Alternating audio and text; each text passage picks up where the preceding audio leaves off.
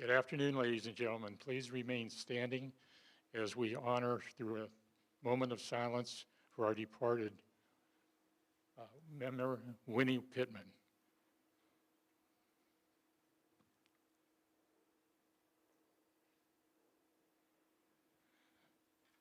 Thank you.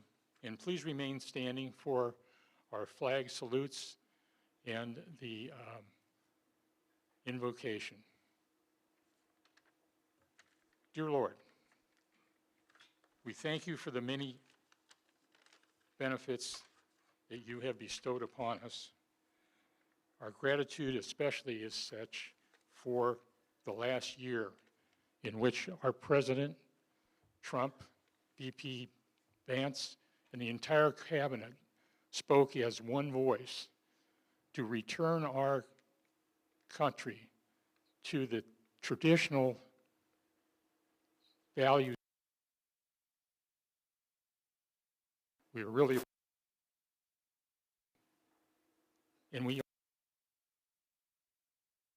had some time for relaxation and also enjoying our family and friends with a lot of thinking back to the times that we were all together at a younger age. But now we're into the new year. And in the new year, we have a couple of big challenges. The first one, as I see it, is we need to make sure that every Republican candidate is victorious in the midterms. We've got to continue the momentum that our current leadership has begun. The second challenge I think we have is to do everything we can to support the North Texas Conservation Association in their fight with the plans for expansion for the McKinney Airport.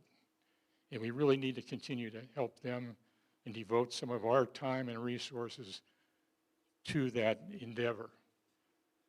I think that we can take on these two challenges, but we're going to have to do it with a lot of determination and a lot of devotion. And with God's help, I think we will meet those challenges in spades. We'll now have please continue standing for the flag pledges. Please join me as we say the Pledge of the United States.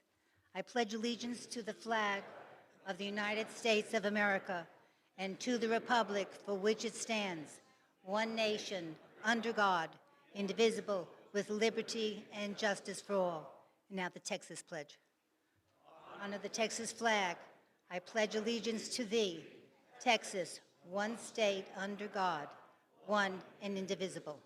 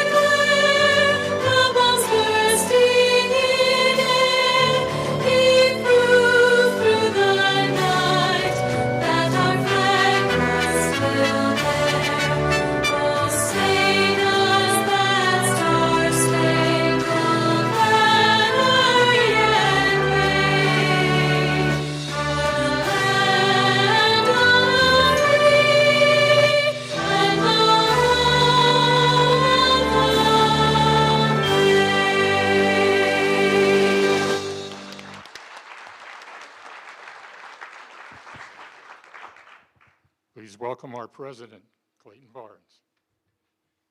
Thank you, Phil. Be seated, please.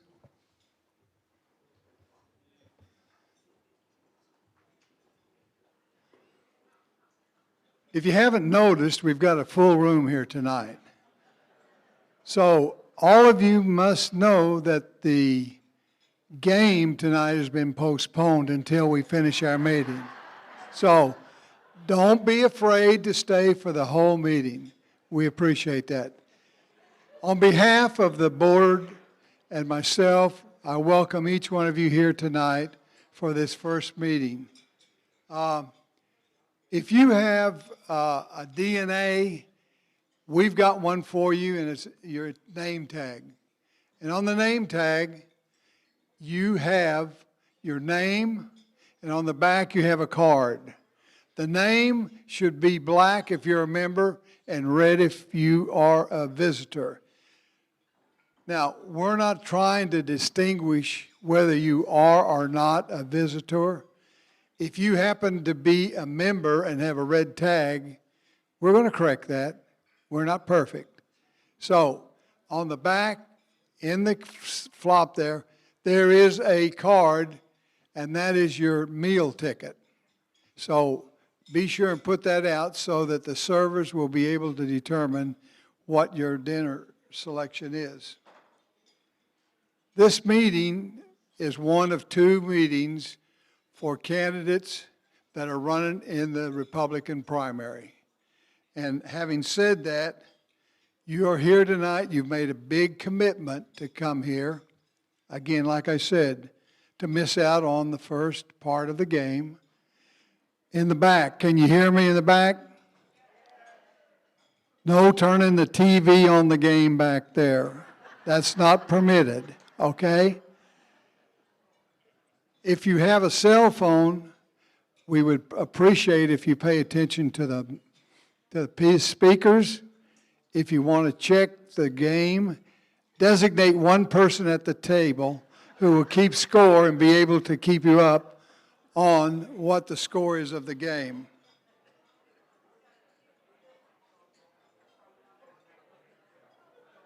We will have, again, a list of the candidates. Remember what I said, candidates. We will have a list of the candidates who are running for office, and we will have them come and introduce themselves in a little while. So if you are a candidate, if you would make your way down the hall down here, and Marcia will be down there along with Dave Cunningham, and they will assist you in getting lined up. Now,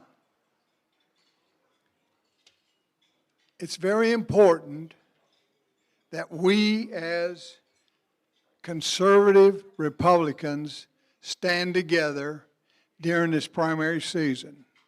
We have a lot of wonderful candidates, and the candidates that we are vetting hopefully will overpower the Democratic surge that they say is going to happen.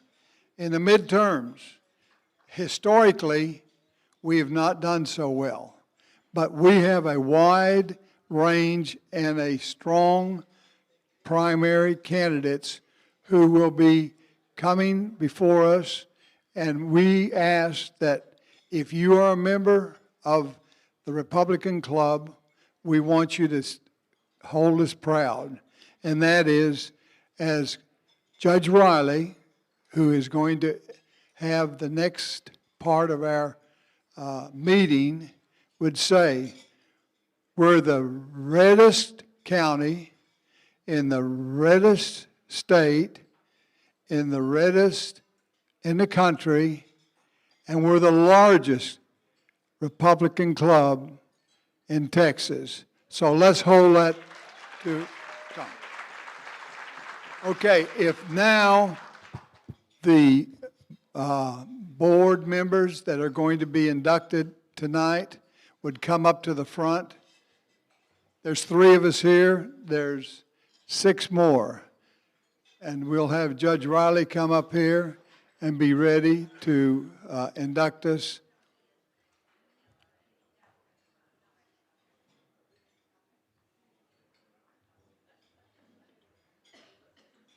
Ben? Dave? No, we're ready for you to be inducted.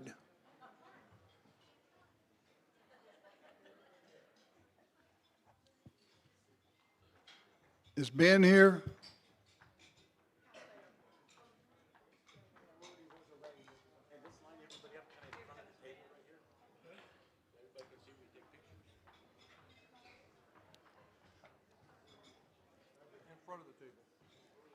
I'm going to give Judge Riley the microphone because I think he has something that he wants to say before he inducts us.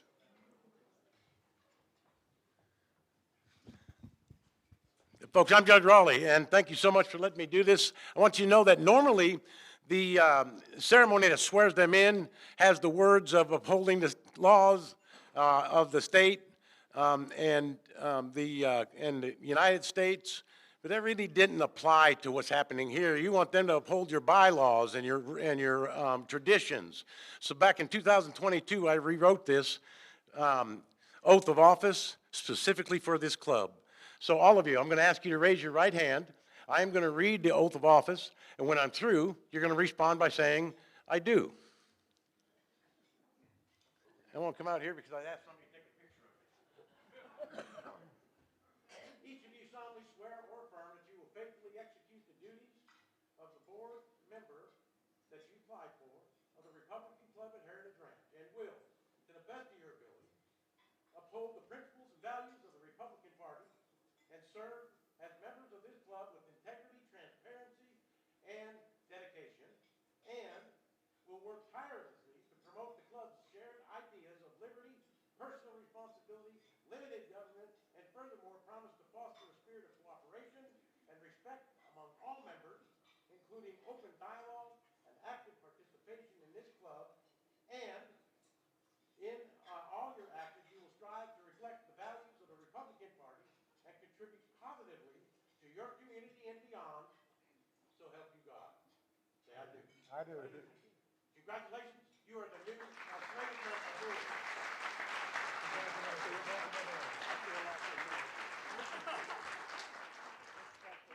Thank you. All be seated. Dave?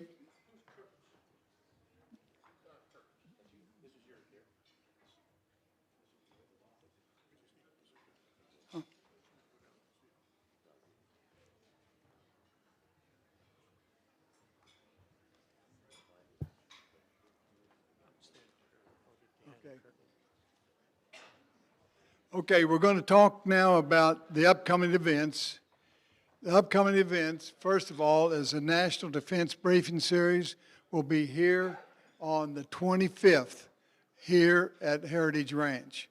So we've sent out a couple of blasts on this, and you all are welcome to come. It's a great opportunity to see what's happened in the military. Next. Our next upcoming event will be on February the 16th, and we will have a forum for the Court of Criminal Appeals, Place 3, who, by virtue of their candidates that were running against them in the primary, elected not to show up.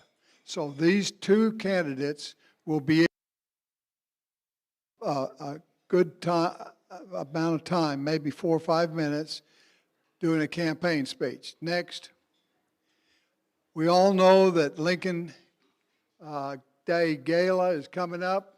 It's going to be on Saturday, the 21st, and it's going to be at South Fork Ranch. Terry's got a lot has been done.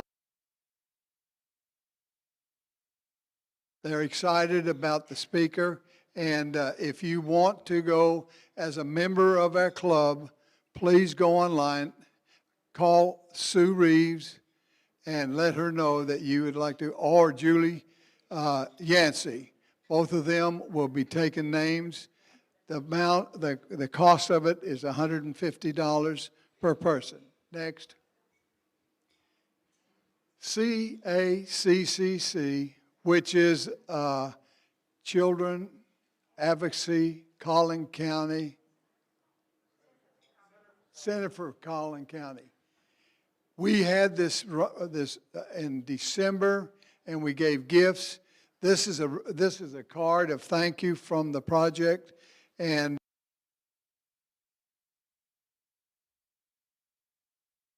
Bev for the work that they did on it. They were the ones that headed it up. And now, Gary.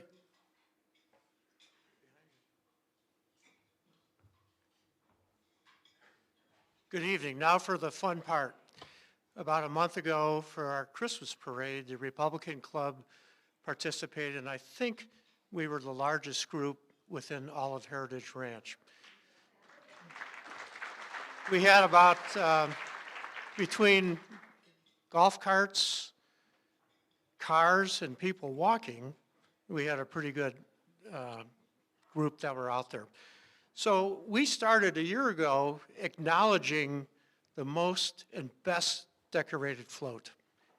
And if you can look at the pictures up here, the winners for this year was again unanimous.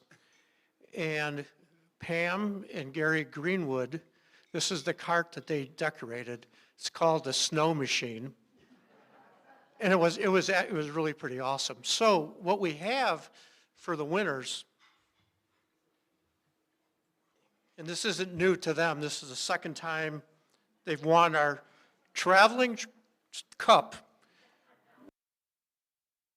so the Stanley Cup, which they give out. Second time that they've won it. So if Pam and Gary would come up here. Pam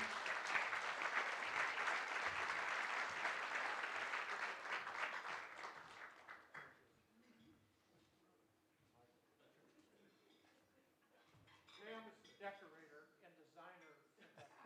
Congratulations.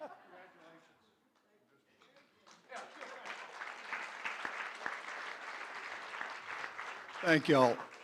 We're ready?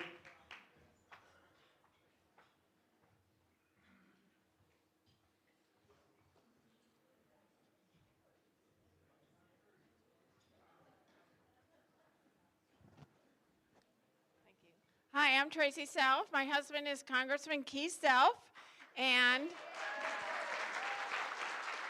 thank you so much. I just want to tell you he started Sharia Free America Caucus in D.C. along with Chip Roy. He does have an opponent, so please mark him on the ballot in March. Thank you.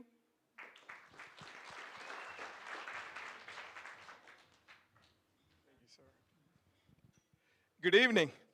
I'm John Stanley, and I am running for Fairview Town Council seat 4. I'm a licensed civil engineer with an advanced degree in transportation engineering and a couple of master's degrees from Dallas Theological Seminary. I spent my career working on roads, traffic, zoning, where unclear rules and bad decisions cost homeowners and taxpayers. My wife Lindsay and I live in Fairview. We are raising our kids here, and we care deeply about this town. I believe local government should be straightforward, fiscally responsible, and focused on residents and not politics. I'm running to bring clarity, common sense, and steady leadership back to Town Hall. I would be honored to earn your support.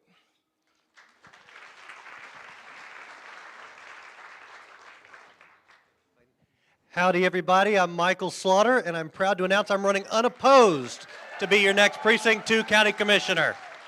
Thank you so much for everybody's help in this room, and y'all have a great evening. Thanks, Mike. Just introduce yourself. Good evening, everyone. My name is Lakia Works, and I'm running for seat 6 on Fairview Town Council. I'm looking forward to meeting all of you and learning more about you, and I'm a new member, as of tonight, of the Young Republicans.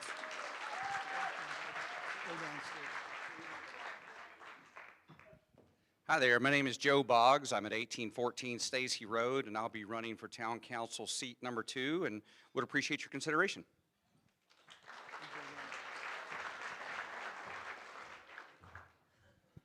Good evening. My name is Ricardo Doy. I've been in Fairview for about 18 years, and I have served in council and P&Z and very shortly in Board of Adjustments. So I'm running for seat 4 again. Thank you. Good evening, everyone. My name is Andrew Harrell. I'm here representing Mays Middleton for Texas Attorney General. And Mays has been a conservative champion fighting for us down in Austin, and he'll be the fighter we need as Attorney General. So, thank you. Good evening. My name is John Hubbard. I'm mayor of Fairview. Thank you. I'm not running for anything yet this year, but I wanted to say hello. So, hello.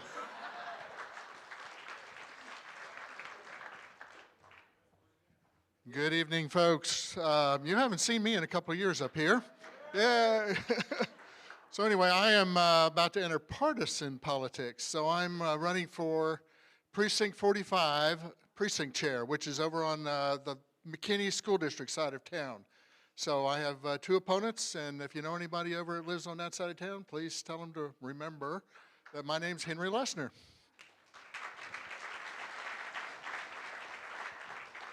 Good evening. My name is Randy Johnson. I am judge of Collin County Court at Law Number 5. I'm proud to serve you. I am on the ballot, but I don't have an opponent, and I look forward to representing you another 4 years. Thank you. Hey, folks, I'm Judge Raleigh again. I want to say hello to all the people in the punishment room back there. Hey, I want you to know that I'm up for re-election, and I'm in my 34th year as an employee with Collin County. My first 8 was with the Sheriff's Office, and the last 27 has been your Justice of the Peace. I'm asking for one more term, and I would sure appreciate your support. Thank you very much. Good evening, folks. My name is Matt Thorson. I'm running for Texas House of Representatives in District 67, running against Jeff Leach. I look forward to speaking with you more next month. It's no surprise my opponent's not going to show up because he's a big part of the airport coming to your front door. How's everybody doing? C.D. Mayfield. I'm running for Justice of the Peace, Precinct 1. Some of you all remember me from last time. Real quick update from last time. My daughter gave us a wonderful grandson, Lucas. He's gorgeous. You'll see him soon. All I ask for is your vote. I'm a Marine Corps veteran. I've been with the Allen Police Department for 27 years, and I'm looking to bring new ideas and new experience to the court. Thank you, and God bless. Good evening. My name's Stacy Kemp, and I serve as your county clerk. I don't have an opponent in the primary, but I do have a Democrat in the fall, and I just want y'all to vote down the ballot. Thanks. Hi, Heritage Ranch. I'm Jim Pickle. I'm your state executive, Republican Executive Committee member. Want to tell you guys, if you're going to come to convention, all the SRECs are on the convention ballot every time. We run 2-year terms, so I'd appreciate your support because I'm going to run for one more term. And the hotel rooms down in Houston are selling out. If you plan to come, you better get a seat or better get a room right now. Convention is the 11th through the 13th of June. And what we're there for, just want to remind everybody in the room, although you don't need to know this, just want to remind everybody why we're here.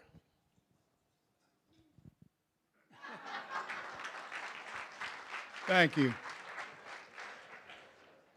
With that, I believe that's all. We are ready to have dinner.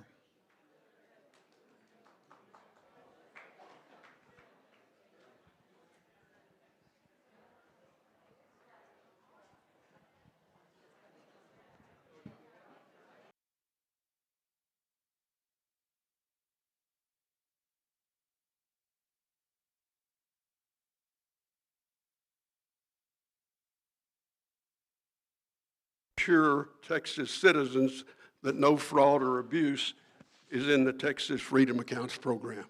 Yeah, thank you. And I think one of the reasons the governor asked me to come and run the agency was I did have a school board, local school board where actually the CFO for the school board had to be replaced after the second year because I'm a numbers guy and I caught some not really accurate information. You're on the school board.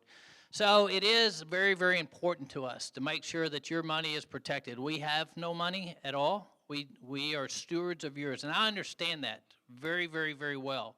And so we do have safeguards. We've learned from other states, the money does not, even though it will be awarded, on February 4th, the parents get to enroll. We've already got over 1,000 schools of the 4,000 private schools.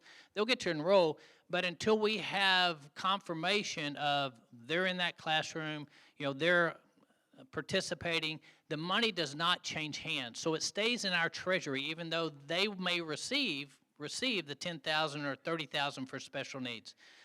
We've also, what we did run into, and we do have some recommendations for the legislature. I voted on this bill, big proponent of it for years. But there are some things we're going to have to address. We did not have the authority, if we saw some bad actors, For example, schools that actually had care. You're familiar with care, I'm sure, up in this area. We didn't have adequate controls for us to withhold funds from that. And then we found in our research another school grouping that was linked to the Chinese government. So if you saw what happened out of the Attorney General's opinion today regarding DEI, we've also gone to him with an Attorney General opinion that allows us to withhold, actually allowing certain schools to enroll in the program whatsoever. And that's all for safeguards to make sure we're protecting your dollars.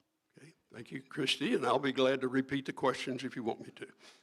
Thank you. So look, I have a 14-year-old, as I said, and I think the first thing that we need to make sure is as this program continues to roll out is that parents, grandparents, that the families get the choice of where these kids go, not government. That is first and foremost. And so no matter what the government money goes to, I think we need to make sure the families have those opportunities, because bureaucrats shouldn't be running this program, the families should. Second, I want to make sure that we are protecting taxpayers. Again, it is your money. $1 billion to roll out in a 6-month program is pretty tough. And so I applaud the opportunity that the legislature put in place. Candy Nobles did a vote over here for it to give kids an opportunity to grow and to have better education. But we want to make sure those dollars are being used appropriately. And the biggest thing I think that the Comptroller should be doing and that this program should do is be very transparent in how the dollars are being spent, and that oversight and the information from that program is being sent back to the legislature so they can see how the dollars are being spent too, if any tweaks need to be made. So I think those are going to be some important things as we continue to move this program forward. Are the kids being served both rural and within urban areas? The rural areas have some different challenges than the urban kids do, and that the parents stay in control of the choices. Okay, thank you. And Christy, you're up for the next question here. What are your top priorities if you're elected as our next comptroller? So thank you for that question. So I've got a booklet out too that you can look at as well. Look, the first thing that I've said is you go to the comptroller's office, you want to look for fraud, waste, and abuse, and that starts in your own house. So at the Railroad Commission, we went in and audited an agency. I think you got to go in and audit an agency and make sure that you've got the right people, that your dollars are being spent appropriately, and that the fraud, waste, and abuse starts in your own world, right? That's what a good CFO or a good CEO does in any agency. 2, our job is to protect the taxpayers, to make sure your dollars are being spent appropriately, where the legislature appropriated them. And look, remember, at the comptroller's office, every dollar coming in and every dollar going out, you see it. So you need to have good controls. The other piece that I think is important, there's some old IT over there. Kelly will tell you he's already started upgrading something. Great. It took me 2 years to get a real program put in place at the Railroad Commission. We had a mainframe Fortran, for those of you who know what that is at my agency. We've now gone to cloud, and we're much more transparent and much more efficient at the Railroad Commission. That's my goal at this agency, is to make us much more transparent and much more efficient, because it's your tax dollars. You ought to know where your dollars are being spent. And the other thing that I've been talking about since day one, you don't just pay tax dollars to the state, you also pay tax dollars locally. So I've talked about having a local tax force initiative to go in and look at your local school districts, your local city council, audit them, see where your dollars are going, be more transparent about that, because that is another piece of the tax dollars that we all don't talk about. This is something the comptroller used to do and forgot to do the last few years. So those are some of my priorities as we get to this agency. Thank you. Kelly? Yeah, thank you very much. And some of the priorities I've already got to implement. And in fact, I haven't worked for the government until like July. I worked for a large corporation. I managed 5 different business units until I left and started my own business. And Christy's right. Getting this thing up and running in 6 months, school choice, frankly, it was a lot like starting my own business, and kudos to our team for getting it done, and they've been praised along the way in getting it done. So a lot of what we're already implementing are continue to be my goals. It's a business-like environment now, knowing how to multitask, knowing how to do things at business speed, not at government speed, implementing some transparencies. Yes, literally, it didn't take 2 years. In the first 30 days, I signed off on a new financial system. I've literally told our folks, we're not approving any mainframes anymore. We're getting away from that and forcing some of these changes, being transparent. We have new economic dashboard that you can look at and see where your tax dollars are not just going, but where they're coming from and how they've looked over the last 10 years. And it's up to date, using technology, not getting more employees, not asking for more money, existing staff with existing dollars, providing more transparency and accountability in our office, literally within 6 months. And so we're going to continue to do that. We're going to adopt much more of a business style approach. I want to cut our, we have over 150 litigation going on right now, Texans suing Texans. I want to cut that in half. I want to negotiate where we're settling with businesses rather than taking each other to court. It makes no sense to me. So we want a more business-friendly environment. I want to adopt a lot of the things I've learned as a business owner and not some, working for some agency. That we want to bring that to government so that we can use your tax dollars more efficiently and more effective each and every day that we're there. Okay, thank you. And Kelly, you're up next. Ronald Reagan said, "The next thing to eternity is a federal program." Texas has sunset laws, yet seemingly no Texas agencies or programs are sunsetted. What is the Comptroller's role and responsibility to sunset unnecessary agencies? What would you do differently going forward to sunset agencies and programs that should be sunsetted? Well, we've already done one of those. We've done the historically underutilized businesses, the HUB program, which is simply DEI using different letters.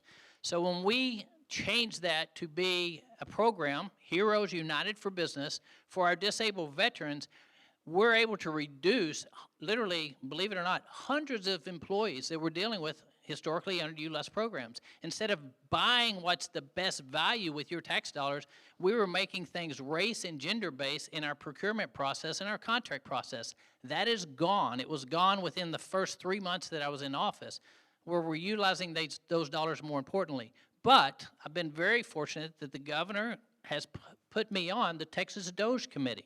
We call it TRIO, not DOGE, but you understand Texas DOGE. It's the Texas Regulatory Efficiency Office, and so I'm one of many business guys. I just happen to be now working with an agency that are looking at that. One of the first things we talked about is we do have to upgrade our computer system across the state in all agencies in order to be prepared for the technology that's coming. And so I look forward. We've had 2 meetings so far. Being on that Texas DOGE committee, I appreciate the governor placing me on there with other business men and women from around the state, and we'll continue to look. Heck, during COVID, the governor called me and said, how do we keep the economy going? And the session after that, it was the biggest deregulation we've ever seen in the state of Texas, bringing to you things such as margaritas to go, allowing you to do wills online, allowing you to close on properties online without having to go into. I literally sat in my office in my distribution business thinking of ways that we could get government out of the way. So I've already had practice at it, and now I'm on the committee that gets to do that looking forward. Christi? So this is the most important thing we do, is to do sunset. Right now at the Railroad Commission, we've been through sunset while I was there. And one of the things that we did well and did better was made sure we upgrade our IT, because people wanted to know where every single well was, where every single pipeline was, how many inspections we were doing.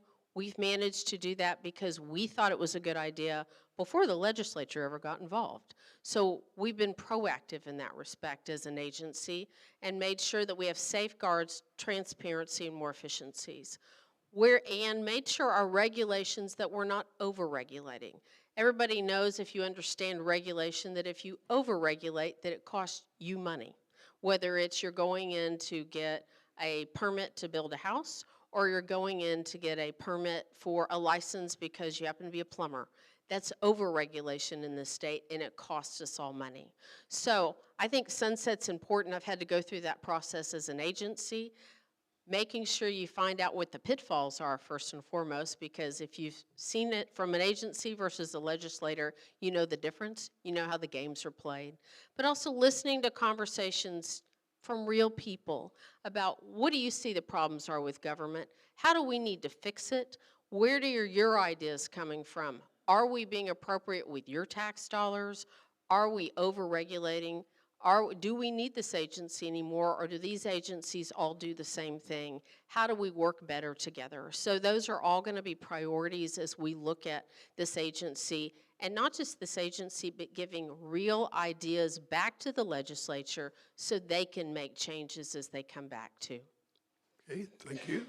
And Christi, here's your question, and Kelly's as well. And y'all both have alluded to this in your discussion tonight. But given the apparent fraud that we're seeing in federal programs in other states like Minnesota, and given the procurement and audit responsibilities of the Comptroller's office, how will you ensure that there is no fraud in Texas agencies and local governments, including municipal utility districts, city economic development corporations? Should the Comptroller's office have additional audit authority over state agencies and local entities? So thank you for the question. The answer is we already have the authority. By the way, it just hasn't been used. So one of the conversations and things that I've talked about since I got to this agency, or started running for this agency head and looked at this agency, is to say we need to go back and look at local entities as well. So you all vote for bonds. Look, I live in Travis County, one of the worst places you can live some days. It makes me want to move up here tomorrow, if you'll let me. I still have a 14-year-old, you may not let me in. This is more adults than I have. But we just had a bond election in Travis County in November, and it failed, thankfully, which is unusual for us in Austin, Texas. We usually vote for everything. And what they wanted to do was raise my taxes by 20% plus and use it for things that nobody in my community wanted. It failed. So now what they're going back and doing is auditing and seeing where the last several bond elections and where the dollars have gone, so we know where those dollars should be spent. Oh, well, this is interesting common sense for government. So this is what I think we should be doing before those bond elections come up, for instance. If you're in a MUD district, if you have a school board, if you're a city council person, we ought to come in and audit you locally. Did you use your bond dollars how you should have already, the bonds you've already passed? And be more transparent for you, the local voter. It's your information, it's your data, and it's your vote. And I think a lot of people don't remember that when they vote for a bond, that it affects their tax dollars. Let's go educate some folks too, and that's part of an education process. So the Comptroller has the authority, not just for local entities, but all state entities to do audits to make sure there isn't fraud, waste, and abuse, and that the dollars that were being appropriated, we need to follow the money and make sure it's being used how it was appropriated to begin with. Okay, thank you. Kelly? So actually, we don't have that authority, and I can give you some examples of it. That authority was actually taken away from our office. If you'll remember Karen Keaton Strayhorn, Rylander, whatever the name, when she ran as a comptroller, she ran for governor. And when she did that, she was playing around with some things. And so the ability to audit cities and counties was taken away. The ability to audit at a deep level was taken away. So, for example, when the city of Elgin lost like $10 million and the mayor just kind of shrugged and said, I couldn't go in there and audit them. So what I did is I called my friend Governor Abbott and I said, hey, I need you to call the Rangers, Texas Rangers in, and let the Texas Rangers go in, and then the Texas Rangers then can call us in. And if you saw that maneuver, because I didn't have the authority, which we used to have, and we're going to ask for it back from my friends in the legislature, we had to kind of be creative in order for us to get the authority to go in there. Another example, Texas Southern University.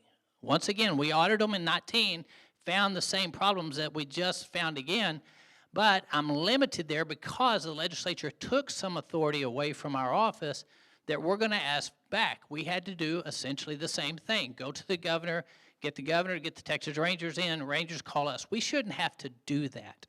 But there does have to be legislative change, which we're going to ask for, and I've already talked to the Speaker about, and my friends in the Senate, and obviously the governor would like to do it. But yeah, we don't have the full authority to do that. Special districts, the largest increase in property taxes that we see across the state, and they're growing at the highest rate ever. We need to have some authority in our office, and I'll be working with my friends in the legislature to make sure we provide that type of authority that we should have, you're right, but we just don't today. All right, thank you all. I've got more questions, but we're running out of time. So I'm going to ask that we wrap up and go in reverse order. Kelly, would you go first? And then Christi, you have 2 minutes to wrap. Yeah, I do want to thank y'all for your hospitality, not just having us here, but y'all been a joy to visit with.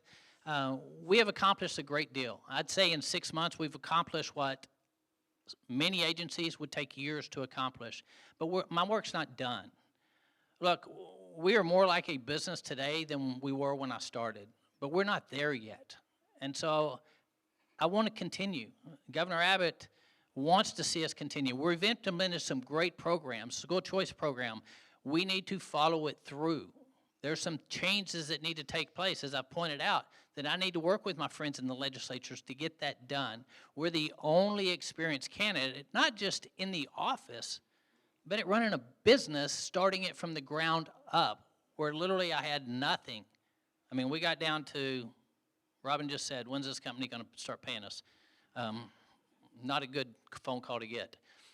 But it's paying us, and we're able to do this, and I thank God that we can. We will take questions, but you'll need to go to my website. I actually lead a Bible study online in the morning at 6:30, but I get trained tonight at 8:30, or we would stick around on doing that. I've done that for 28 years, continue to do it. It's the foundation. It's just the truth that I can get and I can count on, and it just keeps me, kind of there. Knowing what's really important. So loved being with you, loved the time, love to come out again, and I'd love to come out again as your comptroller. So ask for your vote. Kelly Hancock, join the governor in supporting our campaign. Thank you very much. Christi? Thank you, and thank you, one, to the organizers who put all this together. It's been a lovely evening. It's nice to see a lot of people very engaged across the state and in this community. You all keep us very honest and keep us on our toes, so thank you very much for everything you do. Look, Texas families live within their means, and state government should too. I've helped manage billions in revenue, and I know how to keep Texas on a strong fiscal path. This race is about the future of Texas. It's about keeping fraud, waste, and abuse out of our state. It's about whether we keep common sense, conservative leadership in charge of our finances, or whether we allow inefficiency and bureaucracy to creep in. As comptroller, I will safeguard our taxpayer dollars with the same care that Texas families use around their kitchen table. Look, I've delivered results before. I've been elected 3 times statewide, and thank you all for that again. And with your support, your prayers, and most of all your vote, I look forward to doing it again. So thank you all for having me. I appreciate it, and thanks for being engaged in your community. Okay, thank you, candidates. Let's all give them a rousing shout and applause.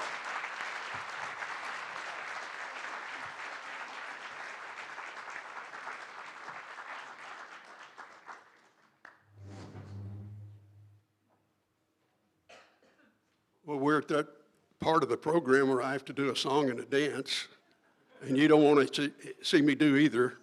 But we have a wonderful stage crew that's going to come out, and we'll change over to our next forum in just a minute. So in the interim, I want to remind you of our February 16th meeting. Clayton mentioned it before. We have cabinet forums for the Court of Criminal Appeals, Place 3. This is an open state race with 3 important candidates for this important position within our judicial system. Also, we will have candidates for Agriculture Commissioner Nate Sheets and Matt Thorson, candidate for HD 67. I will tell you, just as tonight, we had hoped to have all three comptroller candidates on stage tonight, but the third candidate informed me last Monday they would not be coming after several phone calls and over many months saying they would be here. So we're appreciative of Kelly and Christi for them being here and staying faithful to their word. That leads me up to why are we only having one person in a race 2 times on February 16th? We've had the same experience with the Agriculture Commissioner. They don't answer phone calls. They don't return phone calls. They don't turn emails. They don't return text messages. So we're going to proceed without him. And in the case of Jeff Leach, Jeff stalled for a little while, but he did inform me about a week ago that he has a commitment with his son at college and will not be able to be here. But we're going to have Matt Thorson here, and you may ask, why are you having someone from precinct that's running for HD 67? Well, we have a lot of members in our club that live in precinct 45 and in the Allen precincts and in the McKinney precincts, and that's the district that Matt will be running for. So we're glad to have him next week. The other thing I would remind you, the website is open for reservations for the February 16th dinner. The sooner you register, the better your chances of being in the ballroom. We appreciate everyone who registers, no matter when, but the earlier you register, the better it is for you and for us. So just that reminder. And now we're ready for our third foreman. Candidates, come on out.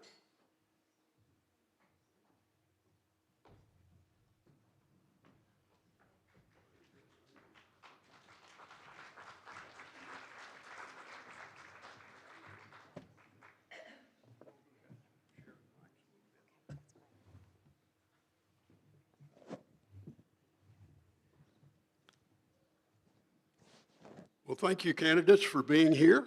We appreciate the opportunity to hear from you and know you're very busy in your businesses and in your schedule. Okay, thank you.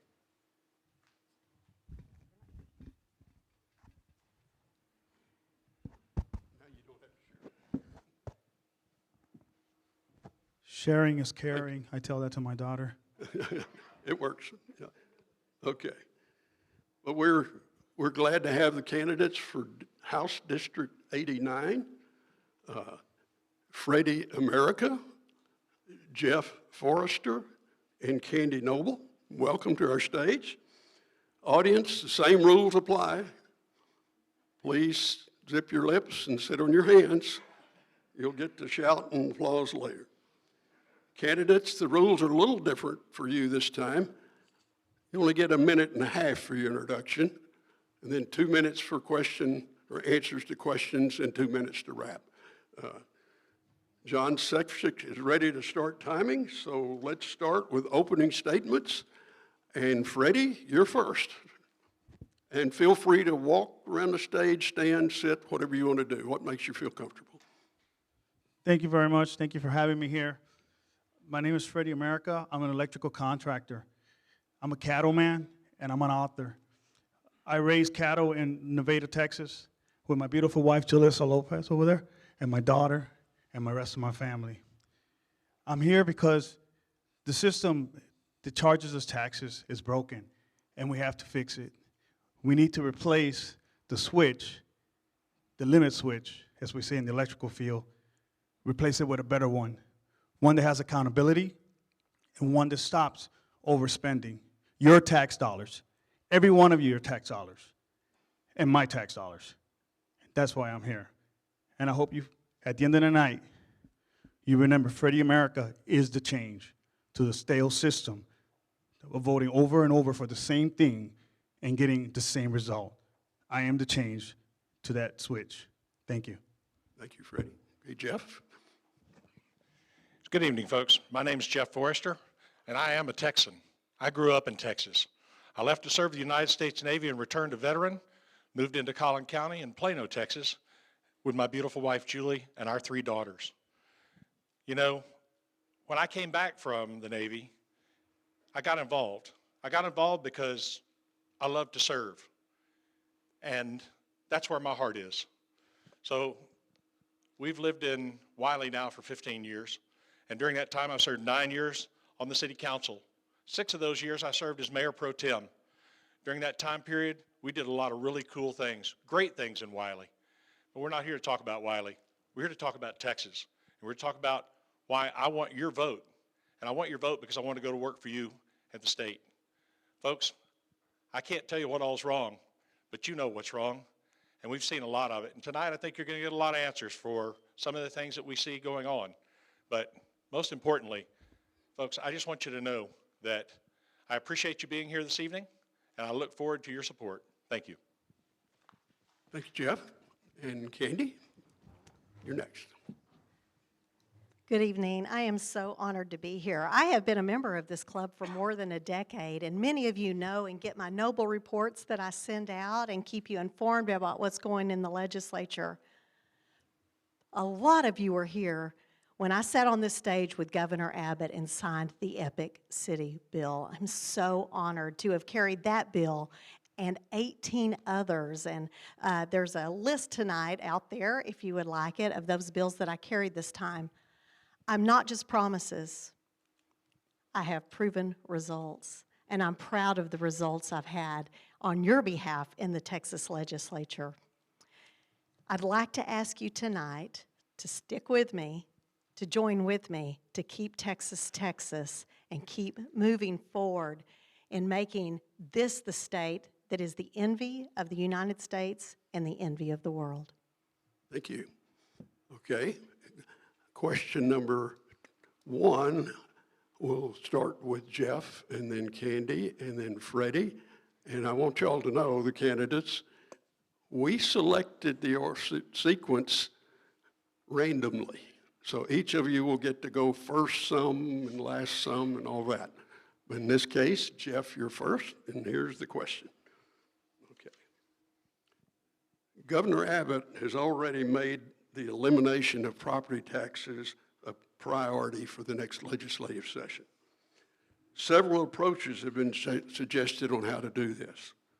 What approach do you support for eliminating or reducing Texas property tax burden, and why? That's a great question. I think right now we can all agree that Texans are overtaxed. But overtaxation is a result of our government overspending. We don't have a taxing problem in the state of Texas. We have a spending problem in the state of Texas. And for the last several sessions of the House, we've approved a budget that increases year over year over year. So I think the first thing we need to do is get our spending in order. Secondly, I think the governor has come up with some great ideas as far as how to cut property taxes. I think getting a hold of the annualized property valuations and moving that to a 5-year term is a great way to slow down the increase of value in our homes. Our homes can't valuate at 10% year over year like they do here in Collin County. It's not sustainable. We're taxing people out of their homes. So I think that's a great start. I think also capping that at 3% is another great idea. That way your total growth over a 5-year period would be about 15%. Right now that growth over 5 years would be 50%. We can't afford that, folks. So I think that the governor has some great thoughts, and I look forward to working with him in the legislature. Candy?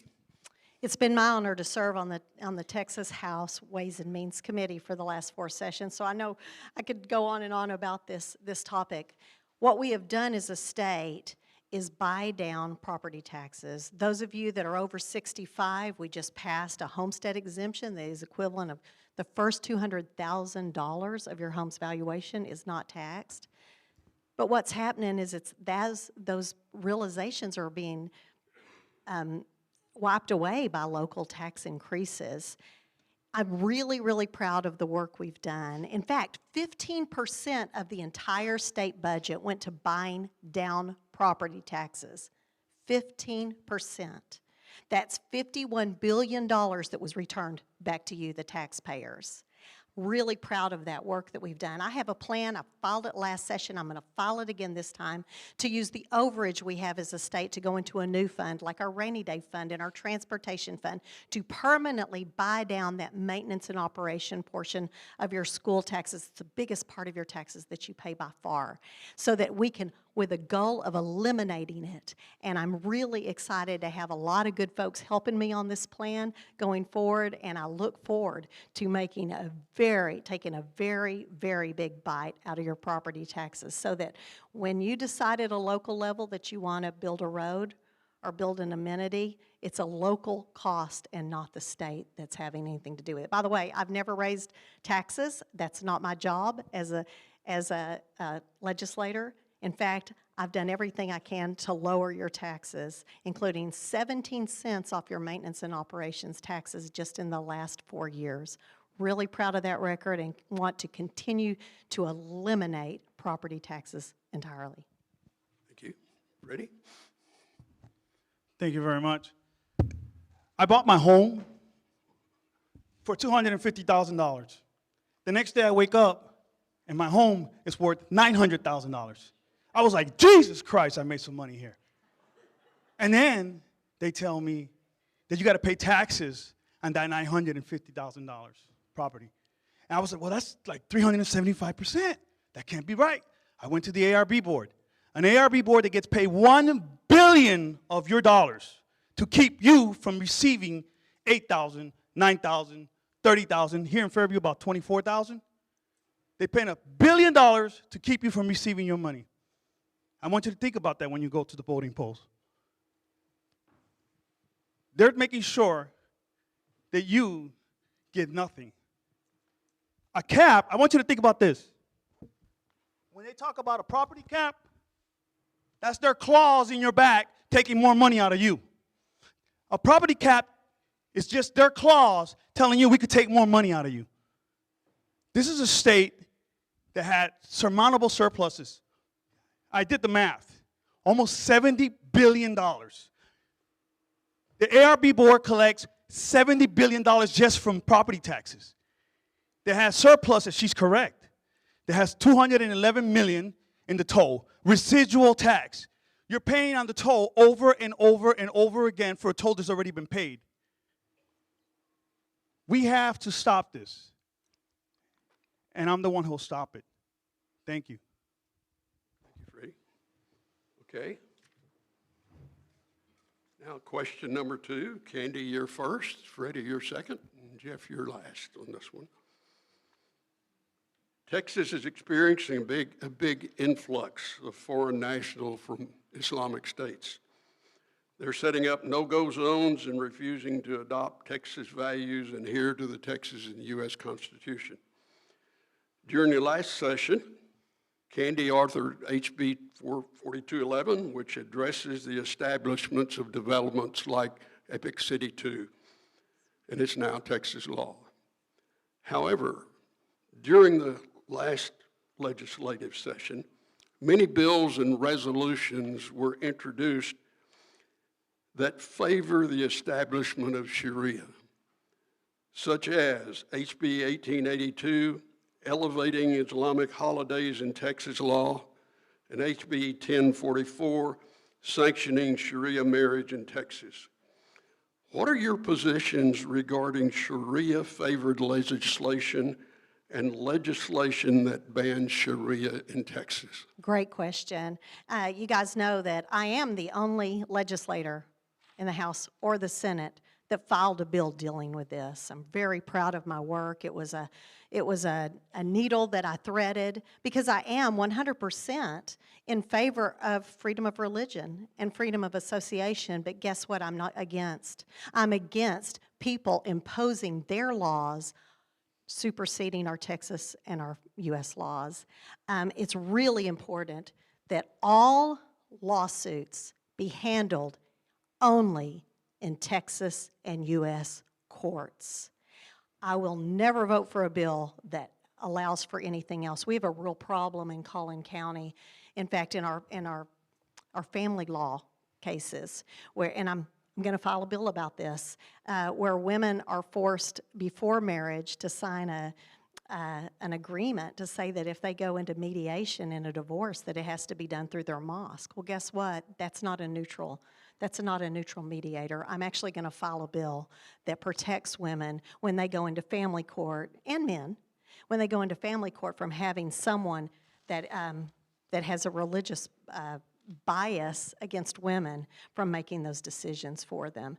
We need to protect every citizen under Texas law and under U.S. law, and anything else is unacceptable.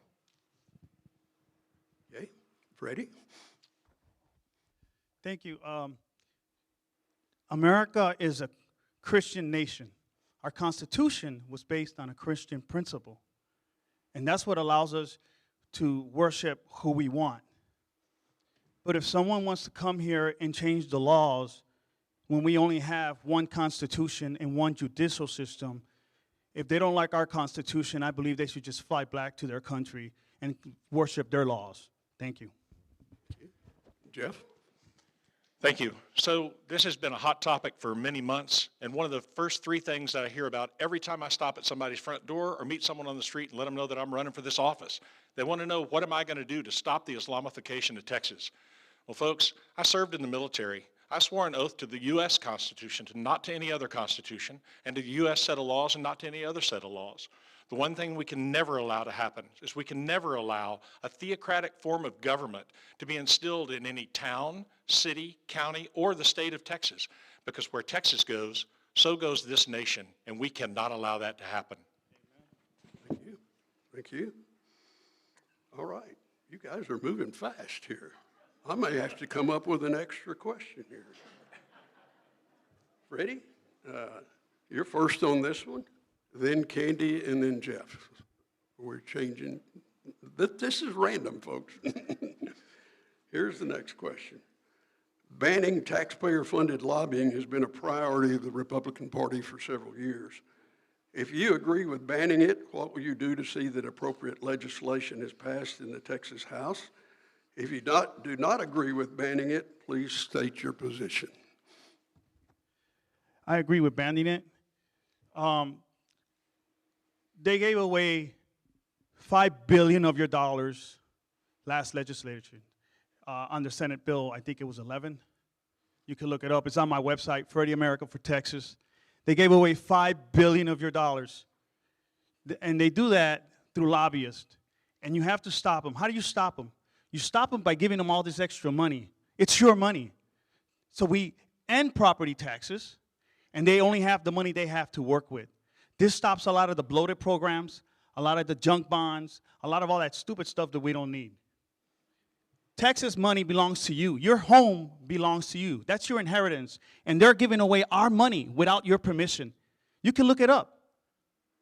Look for Representative Brian Harrison. He puts it all out there. I don't work down there right now, but with your permission, I will. Thank you. Candy? I'm the only one on this stage that's actually voted against taxpayer-funded lobbying. I mean, I voted for the abolishment of taxpayer-funded lobbying. The reason I did that is because I think it is unconscionable to use your tax dollars to ask the legislature to raise your taxes. Should never be happening. And I have stood session after session after session. I've signed on to the bill every session. I voted for it my freshman. It actually came to the House floor my freshman term, and stood with Mays Middleton as he carried that bill.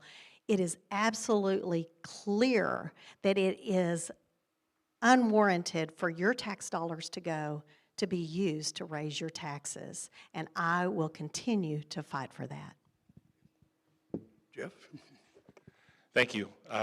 I don't know how I could say it better, but taxpayer-funded lobbyists is funding lobbyists against you in some cases.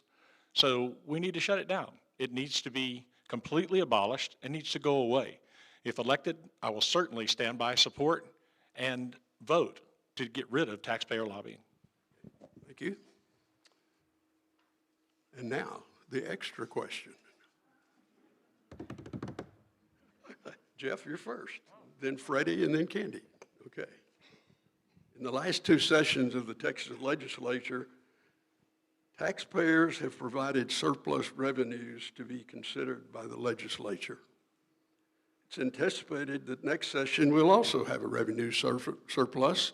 Plus, if the comptroller is successful, we may have another $11 billion from the federal government.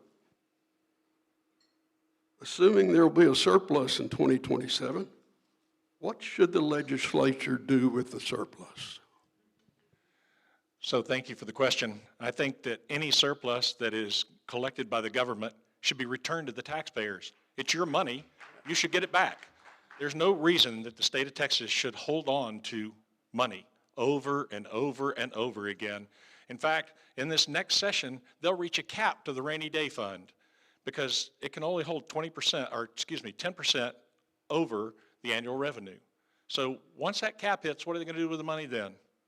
There should not be a rainy day fund. It should be returned to the taxpayers. It's our money. You want to start helping people make it? You want to help working families afford things? Prices for homes become affordable, food becomes affordable, transportation becomes affordable by giving people their money back. So I will stand vehemently against keeping money from the taxpayers, and we want it returned back to the taxpayers. Thank you. Thank you, Ben, for this question. I actually kind of hit on it earlier when I said I've already filed the plan, and I will continue to do the plan to use that the excess revenue we collect. It's estimated to be in this 2 years $23.76 billion, and that money can be used to buy down the property taxes, not just this time, but an ongoing basis. And I'm really excited about how quickly we can eliminate the maintenance and operation portion of your school taxes. I'd like to point out another revenue source that we have, and that is two bills that I passed one that empowered the Attorney General to go against waste, fraud, and abuse. He just announced last year, something like $165 million on waste, fraud, and abuse. And I carried two bills this session, last session that allowed, or this session, that allow the Inspector General to go after waste, fraud, and abuse. And you know what he's found? About $1 billion every 2 years. That is money that should be returned to our taxpayers, and it is. We're not going to allow a Minnesota to happen in Texas. Freddie? Here's an interesting fact. We've been having surpluses for the last 3 years, 4 years, for the last decade. How much money of that you've seen in that last decade? None of it. And you're never going to see it. Because that's what they believe. They believe in keeping your money and building monuments to themselves. You go to that ARB building over here in McKinney, isn't it a beautiful building? That's your tax dollars. They don't need an ARB board, but they take that tax dollars and they don't give it back to you. Why? They don't need to keep that money. I go down there, we stop that. And then here's another interesting fact. Article 7 of the Texas Constitution says teachers get funded first before anybody gets funded. And instead, they're funding lobbyists, they're funding everybody but the teachers. They're defunding our teachers and they're defunding you, the property owners. That's their whole belief and their whole hope. You'll own nothing and you'll be happy. You'll own nothing and you'll be happy. That's their belief. That's what the philosophy they have in Austin, and it has to change. We have to give power back to you, the people, us, the people. Thank you very much. Thank you. Okay, we're now ready for closing statements, and we'll do them in reverse order. Candy first, Jeff, and then Freddie. I'm so honored to be here tonight. Anyone can make promises. I've delivered results. Anyone can vilify others for political gain, but if instead you want a girl that can solve problems, that looks for answers, and goes for solutions, I'm your candidate. This is how I decide how I'm going to vote. I am for limited government, individual liberty, free market, and traditional values. I've gotten some endorsements from giants in our conservative community, including Kelly Shackelford, David Barton. the Young Conservatives of Texas, the Texas Homeschool Coalition, Texas Right to Life, Texas Alliance for Life, Americans for Prosperity, Texas Values Action, and the Texas State Rifle Association. Because of my work to keep Texas the 8th strongest economy in the world, I've earned the respect and endorsement of many groups, including the Texas Oil and Gas Association, Texas Realtors, the Texas Society of Professional Engineers, Texas Farm Bureau, and cattle raisers. And because of my work on behalf of the law enforcement, I've gotten the endorsements of the Combined Law Enforcement Association of Texas and the Texas Department of Public Safety Officers Association. As a result of my hard work in the legislature, I've earned the endorsement of President Trump, of Governor Abbott, and of Senator Ted Cruz. Tonight, I would like to ask you for your vote. Let's keep moving Texas in the right direction for our kids and our grandkids so that the Texas miracle continues, so that God will continue to bless Texas. Thank you. Jeff? Thank you. As I opened up this evening, I told you, I served in the military and I served my community. I'm a public servant. My best endorsement, it doesn't come from a long list of organizations. It's from the people in this room. It's from the people in HD 89, the people in Collin County, those people who have had time to sit with, talk to, and gain their trust.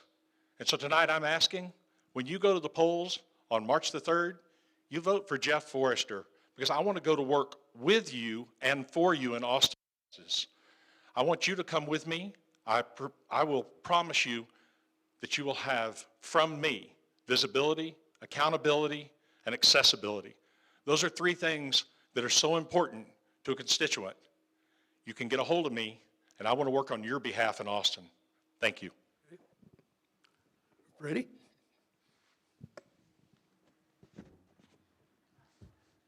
Thank you very much. I want you to know that endorsements are great, but they don't fix broken systems. The system is broken, and that system is attacking you, your family, your heritage, your retirement, your scholarships, your children's future. I hope the King of England endorses her next. But I'm telling you, an endorsement doesn't fix a broken system. She's a wonderful lady, but if you look at her record, it doesn't reflect what she's telling you right now. My endorsement is you. Freddie America fixes broken systems. I service every single town in North Texas. I'm an electrical contractor. I have a 5-star rating on Google. You can check that out.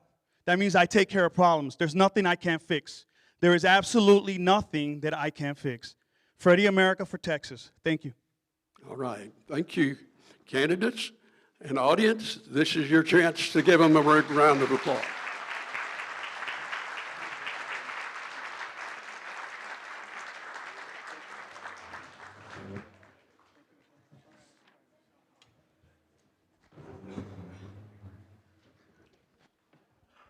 Thank you all candidates and audience. You did pretty good. You get an A+ tonight. I just want to remind you, if we'll do the next slide and cut the lights a little bit. Early voting starts February 17th, the day after our February 16th program. So you'll need to be here on February 16th and see 5 exciting candidates and help determine your vote in those races. I will say this, the ballot this time, the paper ballots are very long. There are lots of races that are contested, and that's good. I've said this publicly and I'll keep saying it again. I'm very proud of the Republican candidates on our ballot. They're all good, solid, honest Republicans seeking the right things for you. They have different flavors, different approaches, and that's your job, is to ferret those out and decide which ones match you. But there'll also be 10 ballot propositions from the Texas GOP. Those are already listed on our website, but we will put out a list that is printable, that you can print on 8.5 by 11 in reasonable size font that you can read. If you've tried to print a sample ballot from Collin County, it's all there, but you better have 8.5 by 14 legal paper and a microscope to read it. So we will make that available when it becomes available so you can continue to do your homework. Thank you for coming tonight. It's been a good evening.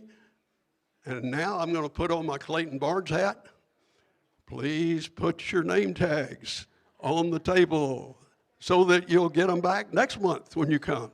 Thank you all for coming, and have a good evening.